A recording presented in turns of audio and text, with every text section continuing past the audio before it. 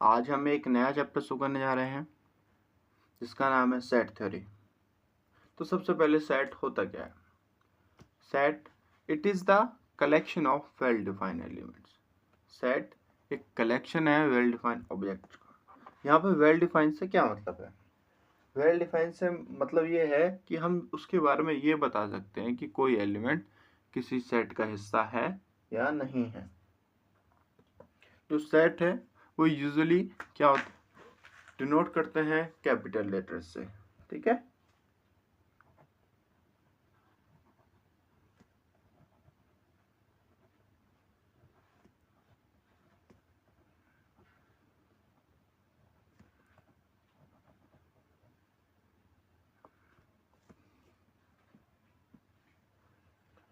Example लें जैसे कि n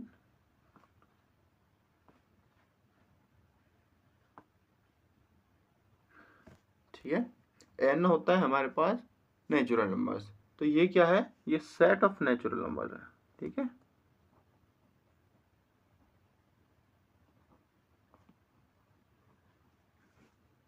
यहाँ पे इस सेट का नाम है n और उसकी जो अगर हम एलिमेंट्स की बात करें जिनको हम वेल डिफाइन कहते हैं, ठीक है, वो इसके अंदर की संख्याएं हैं। ठीक है,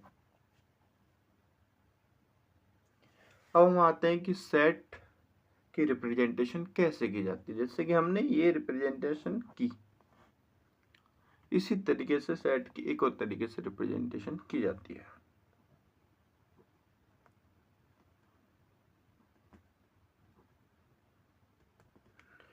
रिप्रेजेंटेशन दो तरीके से होगी। एक होगा हमारे पास टेब्यूलर, ठीक है, और एक होगा हमारे पास set builder.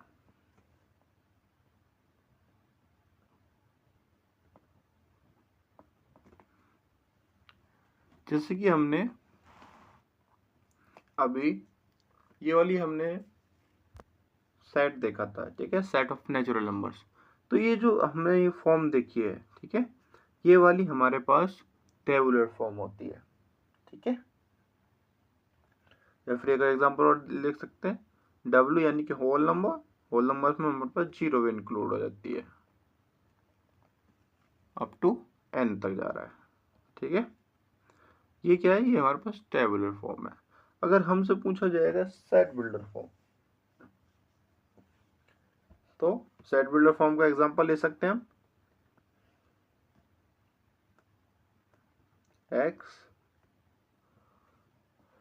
where x equal to 2n plus 1 and n is greater than equal to 1, और जो हमारा n है वो बिलोंग करता है n से। ठीक है, इस तरीके से जब हम लिखते हैं तो इसको बोला जाता है सेट बिल्डर फॉर्म।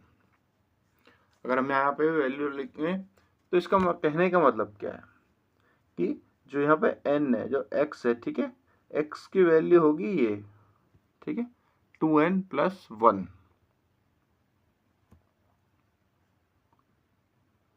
और जो हमारी n की वैल्यू वो एक नेचुरल नंबर होगा और हमेशा 1 से 1 के बराबर या 1 के बड़ा होगा। तो अगर हम सेट को अगर लिखना चाहें तो इस सेट को किस तरीके से लिखेंगे? n की वैल्यू रखेंगे यहाँ पे, अगर हम 1 रखते हैं तो ये हो जाएगा 3। अगर 2 रखेंगे, 2 2 जा 4 और एक 5।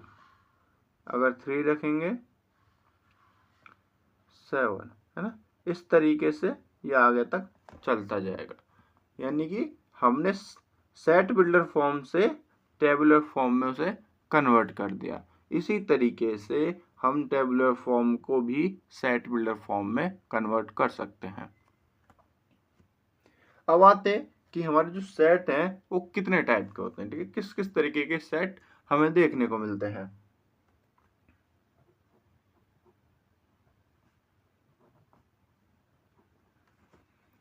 टाइप ऑफ सेट, सबसे पहले आता है हमारे पास नल सेट। ठीक है, अगर हम इसकी डेफिनेशन पे जाएं, a set which does not contain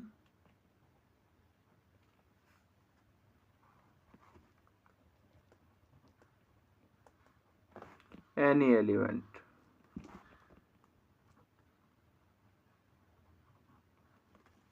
ठीक है, ऐसा सेट जिसके अंदर कोई भी एलिमेंट नहीं होगा, और इसको हम जो डिनोट करते हैं उसको फाई से करते हैं।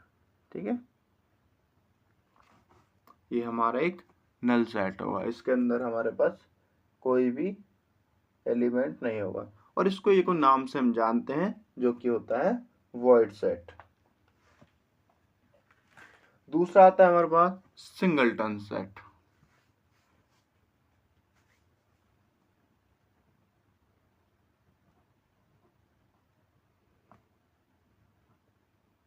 सिंगलटन सेट क्या होता है? ऐसा सेट जिसके पास सिर्फ एक ही एलिमेंट हो। ठीक है, set which contain only one element। Example देखें, मान लेते हैं ए कोई सेट है, उसके अंदर एक एलिमेंट है 1। ठीक है, इस तरीके के जो सेट होगा जिसके अंदर सिर्फ एक ही सिंगल एलिमेंट होगा उसको हम सिंगलटन सेट बोलेंगे। और एग्जांपल देखना चाहे इसकी ले लेते हैं हम, x equal to x plus 10। ठीक है,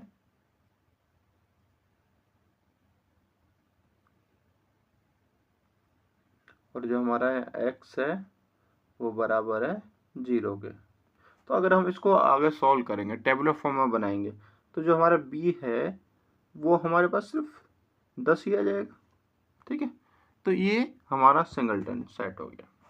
इसके बाद आता है हमारे पास finite set.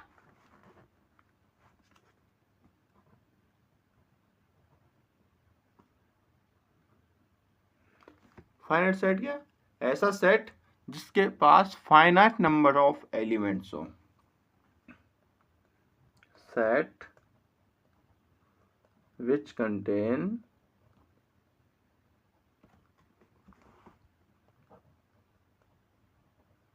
finite number of elements।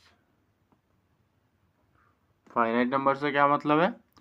Finite number से मतलब है कि ऐसे उन्हें हम गिन सकते हैं, एक इंटरवल है, एक लिमिट है कि उससे आगे नहीं जा सकते। जैसे कि हम बोला जाए a इक्वल टू 1 2 3 4 5 6, ये कोई सेट है। ठीक है, तो ये फाइनाइट सेट है क्योंकि हमें पता है इसकी जो लास्ट एलिमेंट है उसके बारे में हम जानते हैं कि हम इसका लास्ट एलिमेंट क्या है। ठीक है, फाइनाइट सेट में हम लास्ट एलिमेंट को देख सकते हैं। अब फिर नेक्स्ट आता है हमारे पास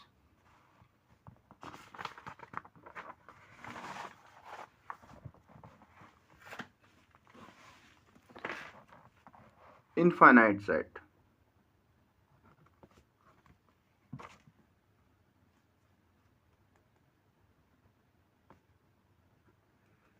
अभी हमने फाइनाइट सेट पढ़ा, फाइनाइट सेट का ही ये अपोजिट है। ठीक है,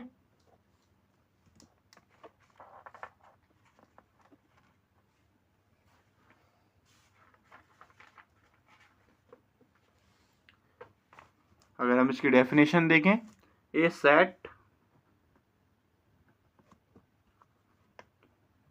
which contain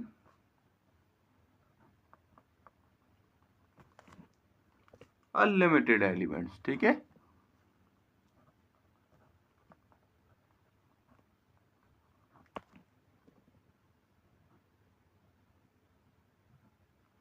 ऐसा सेट जिसके पास अनलिमिटेड एलिमेंट्स हो। For example, set of natural number.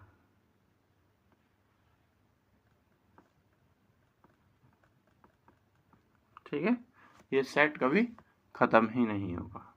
ऐसे ही हम लेने जाए, सेट ऑफ इंटीजर हो सकता है,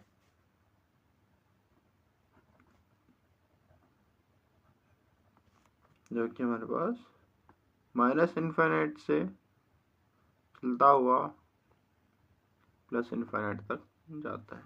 ठीक है, सेट ऑफ होल नंबर हो सकता है।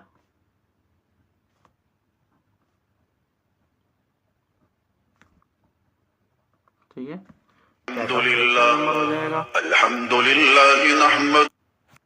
सेट ऑफ नेचुरल नंबर हो जाएगा। ठीक है, सेट ऑफ रेशनल नंबर हो जाएगा। ये कुछ हमारे एग्जाम्पल हो सकते हैं। अगर आपसे कोई पूछे कि सेट ऑफ रेशनल नंबर क्या एक इनफाइनाइट सेट है, तो आपका आंसर क्या होगा?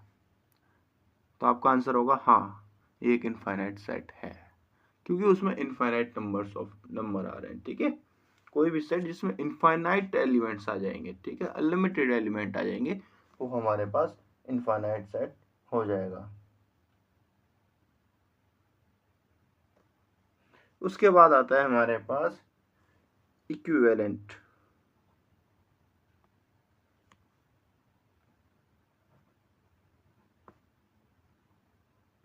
इक्विवेलेंट अभी तक अभी हमने सिंगल सिंगल सेट पढ़े, अब आते हैं हम सेट के ग्रुप पे।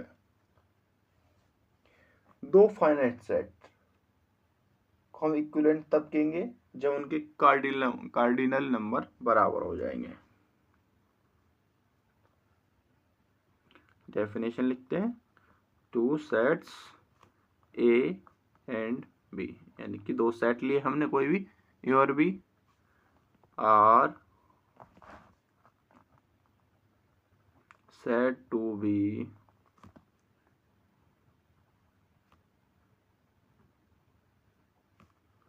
equivalent set if the cardinal number is are equal। अभी हम सीखेंगे कार्डिनल नंबर क्या होता है। जैसे कि कोई सेट है, हमने लिया ए, ठीक है, ए बी सी, इसके अंदर ये एलिमेंट्स हैं, और साथ ही हमने एक दूसरा सेट लिया बी, इसके अंदर है, ठीक है। कार्डिनल नंबर अब क्या है? कार्डिनल नंबर कुछ नहीं है, इसके अंदर जितने भी हमारे पास टोटल एलिमेंट्स हैं उसी को हम कार्डिनल नंबर बोलेंगे। तो यहाँ पे क्या है, 4 है, और यहाँ पे भी हमारे पास 4 है, क्योंकि यहाँ पे सिर्फ 4 ही एलिमेंट्स हैं। इसी तरीके से सेट बी में भी 4 ही एलिमेंट हैं। तो हम यहाँ पे देख सकते हैं,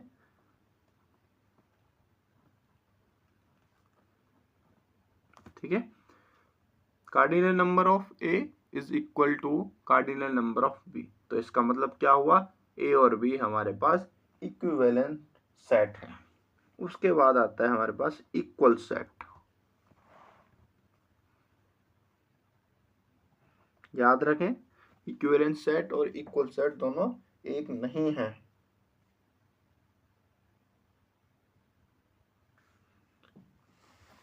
इसकी डेफिनेशन देखें तो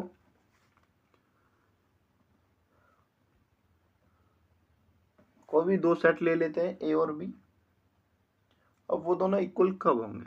वो दोनों इक्वल तब होंगे जब एक का हर कोई एलिमेंट बी का मेंबर हो और बी का हर कोई एलिमेंट ए का मेंबर हो। जैसे कि डेफिनेशन लेते हैं,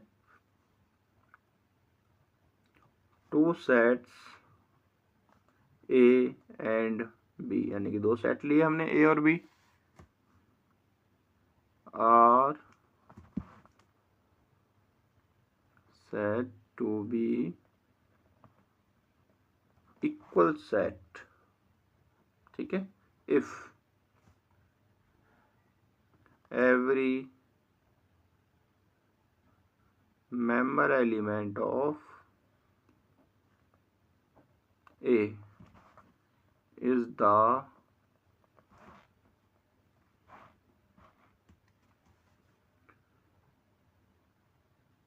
member of set B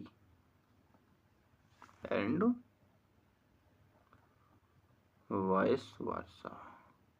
ठीक है, क्या बोला मैंने कि दो सेट ए और बी तब हम उन्हें इक्वल सेट कहेंगे जब ए के जो एलिमेंट्स हैं वो बी के अंदर होंगे और बी के जो एलिमेंट्स हैं वो ए के अंदर होंगे, यानी कि दोनों के एलिमेंट्स आपस में एक दूसरे के सेट के अंदर होंगे। एग्जांपल लेना चाहें, मान लेते हैं एक सेट है ए जिसके अंदर हमारे पास एलिमेंट्स है 1 2 3, ठीक है, और बी के अंदर है 2 3 1, ठीक है। ये हमारे पास दो सेट है।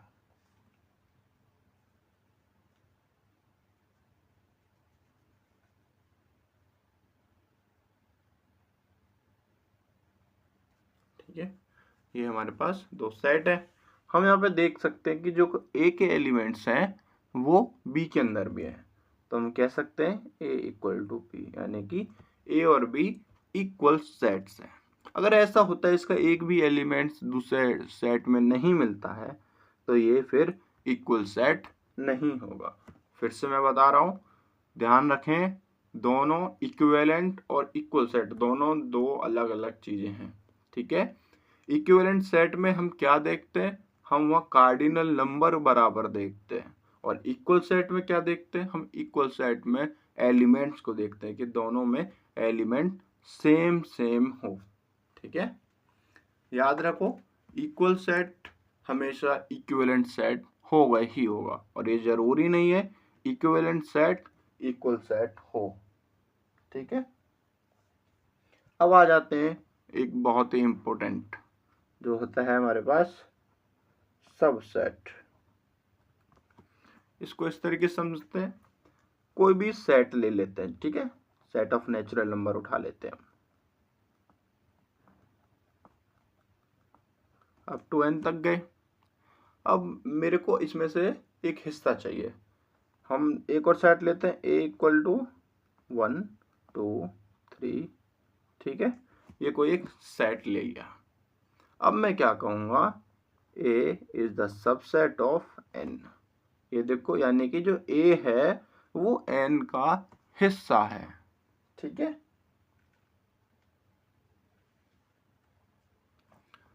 ना। a is the subset of n। अगर हम इसकी डेफिनेशन देखें,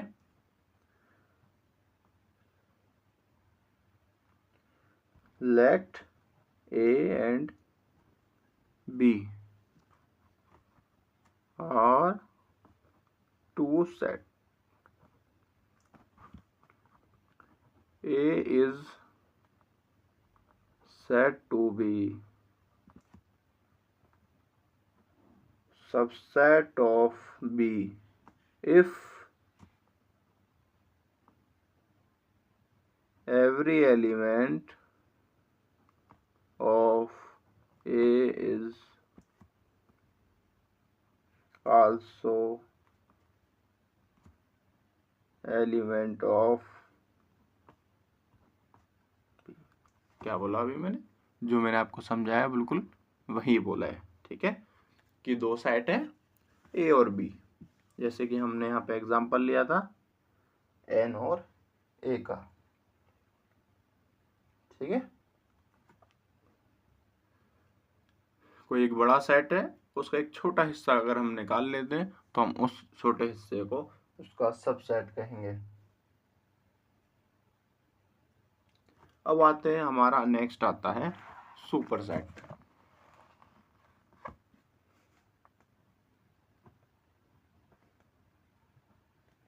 अभी हमने इससे पहले जस्ट अभी सबसेट के बारे में पढ़ा।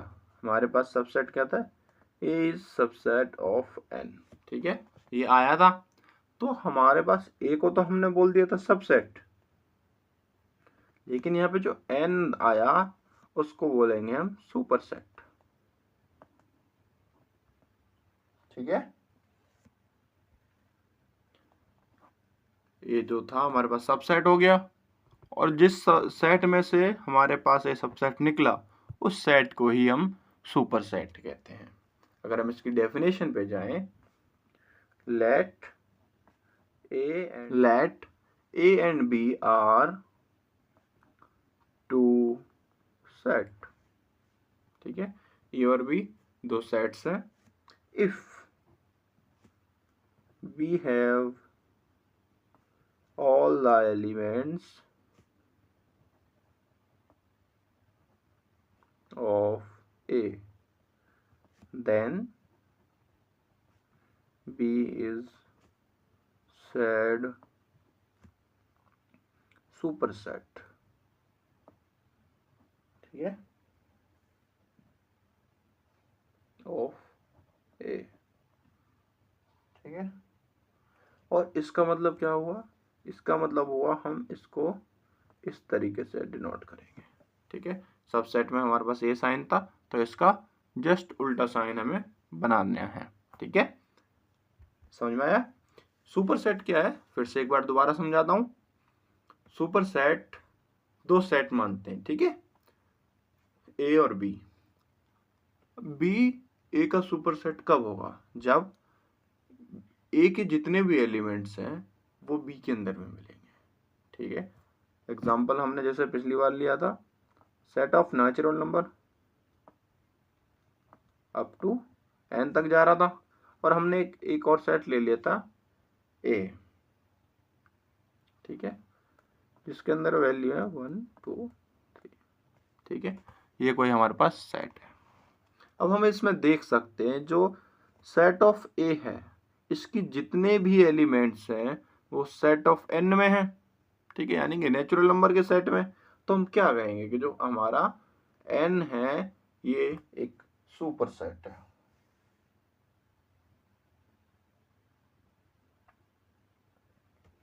अब आते हैं हम प्रॉपर सबसेट पे।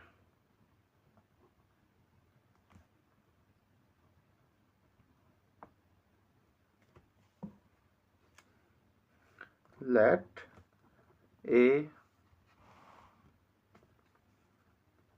and B are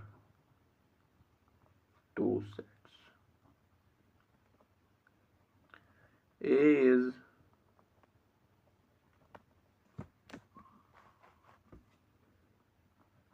said to be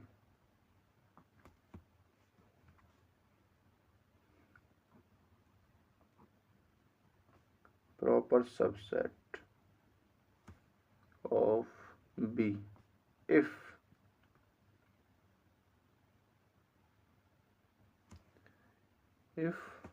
दो कंडीशन है, याद रखेंगे। A is the subset of B, subset of B, और दूसरी कंडीशन है A is not equal to B। ठीक है, A is not equal to B। इसको हम लिखेंगे A सबसेट ऑफ B। ठीक है, अगर हमारे पास अगर इस तरीके से लिखा आता है तो इसका मतलब है ये एक प्रॉपर सबसेट है। प्रॉपर सबसेट के लिए दो कंडीशन है कि सबसे पहले तो एक सबसेट होना चाहिए, दूसरा वो बराबर नहीं होने चाहिए। ठीक है, ऐसा नहीं होना चाहिए कि जो हमारा सुपर सेट है और सबसेट है वो दोनों बराबर बराबर हो जाए। ठीक है, दोनों बराबर नहीं होंगे। फिर आता है हमारे पास एक यूनिवर्सल सेट। ठीक है, नेक्स्ट आएगा यूनिवर्सल सेट।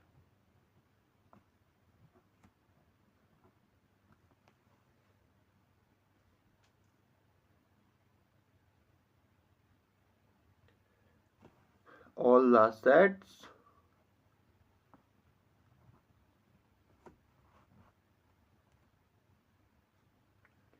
under consideration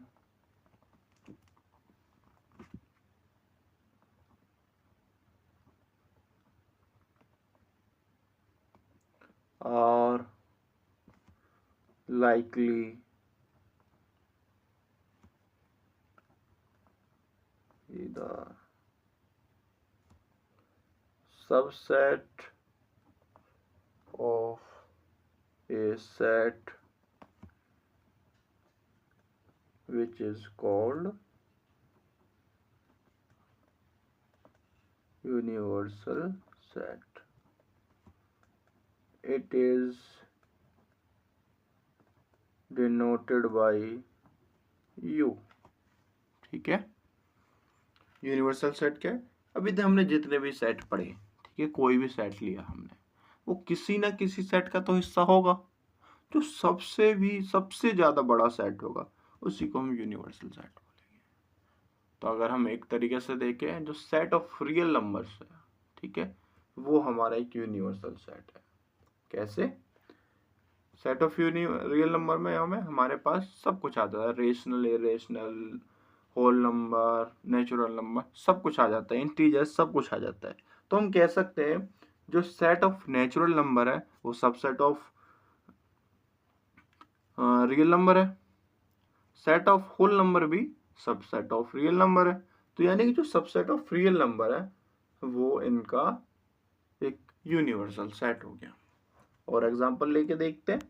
अगर मान लेते हैं ए हमारे पास एक सेट है जिसके अंदर एलिमेंट्स हैं ये दोनों, ठीक है, बी भी हमारे पास एक सेट है जिसके अंदर है ये दोनों, और सी भी हमारे पास एक सेट है जिसके अंदर है ये दोनों एलिमेंट्स। ठीक है, हम जानते हैं एन है हमारे पास सेट ऑफ नेचुरल नंबर। ठीक है, क्या है ये? Set of natural number. अब हम देख सकते हैं जो ए बी और सी के जो एलिमेंट्स हैं वो हमें सेट ऑफ नेचुरल नंबर भी मिलेंगे। तो हम क्या कहेंगे कि जो सेट ऑफ एन है, ठीक है, यानी कि नेचुरल नंबर है, वो यहाँ पे हमारे पास यूनिवर्सल सेट है। किसके लिए? ए बी और सी के लिए, क्योंकि इन तीनों के ही एलिमेंट्स हमें इसमें देखने को मिलते हैं। उसके बाद एक और आता है छोटा सा, इसको हम बोलते हैं पावर सेट। ठीक है,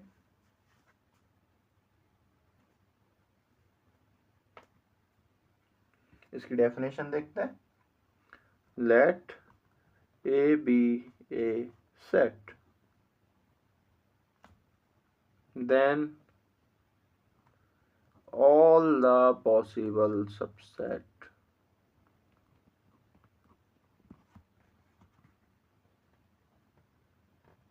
of A is called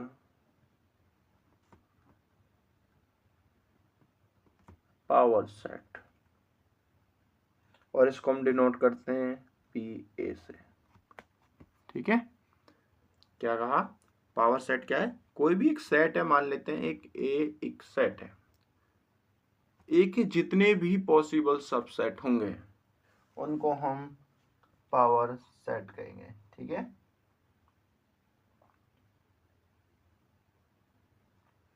example देखना चाहें, मान लेते हैं एक सेट है हमारे पास 1 and 2। ठीक है, इसके कितने सबसेट पॉसिबल है?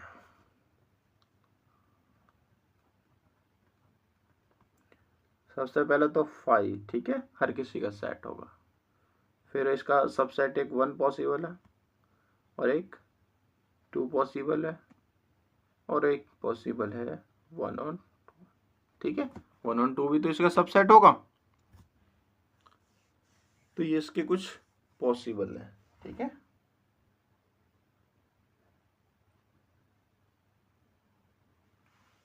ठीक है,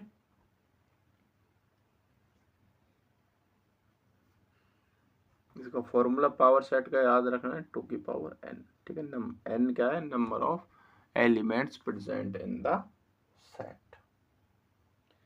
तो ये था हमारे पास डिफरेंट टाइप्स ऑफ सेट।